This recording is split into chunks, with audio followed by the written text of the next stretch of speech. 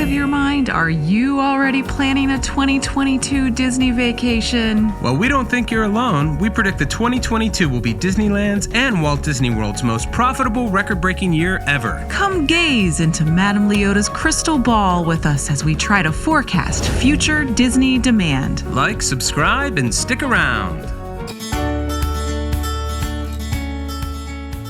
Well, Mouseketeers, what do you think? We think everybody's been so pent up or working so hard or both, and everybody's just wanting to get out and take a vacation and is planning on doing so just as soon as they can. So we think it just makes sense that 2022 will be a huge year for Disney parks. Maybe the biggest ever, and surely it's well-deserved. We all deserve a break right now. Hopefully, and what is looking to be somewhat likely, is as the year continues, Disney will be able to open up all of its parks, including Disneyland, and slowly increase the capacity across the board. This increase should happen throughout the summer and especially into the fall as we get into the traditional holiday seasons of the park. And as more people get vaccinated and as more people get comfortable with the idea of taking a big Disney vacation. However, it is very possible that guests will have to wear masks and social distance at Disneyland throughout all of 2021, and a lot of people are simply just going to wait for all this mess to blow over before they're going to want to take that big vacation. If you don't live nearby, it can be really expensive to make the trip to Disney, right? Even with the discounts that we can expect to come. So we don't blame anybody for wanting to wait until the parks are back to something more normal, with the lines not having to be so spaced out, with shows and parades back in the parks, and the much-missed character interactions, and especially hugs. Our guess is that Disney keeps a close eye on how the pandemic is receding, and it might be that they will be able to predict with some accuracy how to allow the most guests into the park safely at the right time and how to profit from it. And it really should be a great year for Disney, maybe its best financially.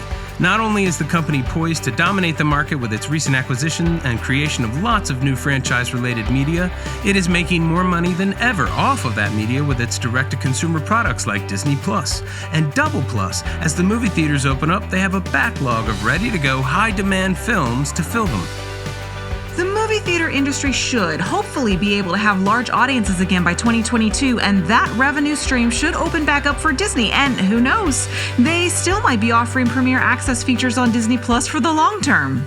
Disney Plus is very popular, and it garnered more subscribers quicker than anyone thought it would, but it still has lots of room for financial growth. It only has a third of the subscribers of a competitor like Netflix, and a much lower cost per person, so they're not making as much money off each one of us.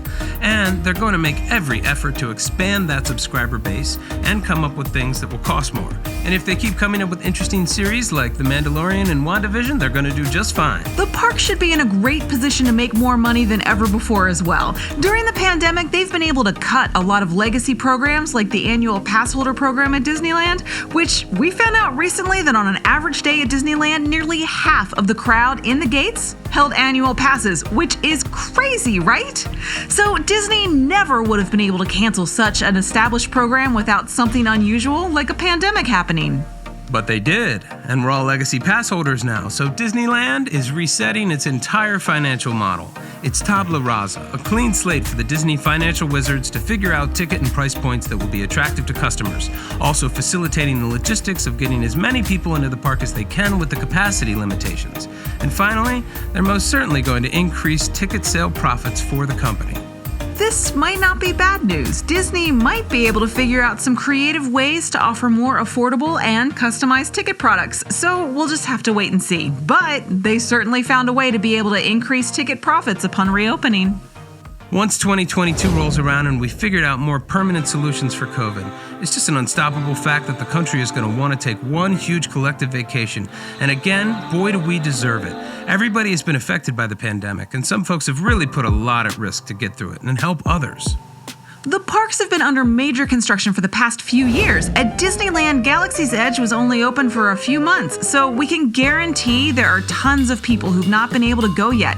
And Avengers Campus will be the same thing. Plus, changes to the Jungle Cruise and Snow White's Enchanted Wish, formerly Scary Adventures, they're going to get park regulars to come back and experience the classic ride makeovers. And there's a lot going on at Walt Disney World, too. They just announced their 50th anniversary party that's going to span 18 months, so that's going to run over into 2022, and I think that they're going to be able to offer more events. They've got some really cool costumes and cool parades as that period goes on. So there's a ton of good reasons to visit Disney parks soon. During 2021, we can expect Disneyland to tease new events, offerings, and stage shows that will get the current fan base excited to return to the parks. But we also expect Disney to try to lure newer fans and Disney Plus viewers into the parks as well. So we're expecting to see some of those IPs used in marketing and events. In fact, at DCA, there's already a setup for a WandaVision photo shoot that we're hoping will open with the upcoming food festival. I think it's good to know that Disneyland is likely going to do very well and get a lot of people back to work. The real thing to take away here from this video, no matter what you think about it all, is that reservations are going to be required, and to get into the parks, demand is going to be very high. So if you're coming from a distance, you need to plan early. If you want to book your 2022 vacations at Walt Disney World, you can do so right now. The Park Pass system has recently been updated throughout the entire year. And we'll certainly let you know when Disneyland opens its ticket sales and what they're offering. We don't think you'll be able to plan super far ahead at first, but it won't take them long to open the calendar up for 2022 once they have some firm dates. Well, that's it for us today. See you real soon, Mouseketeers. See you real soon.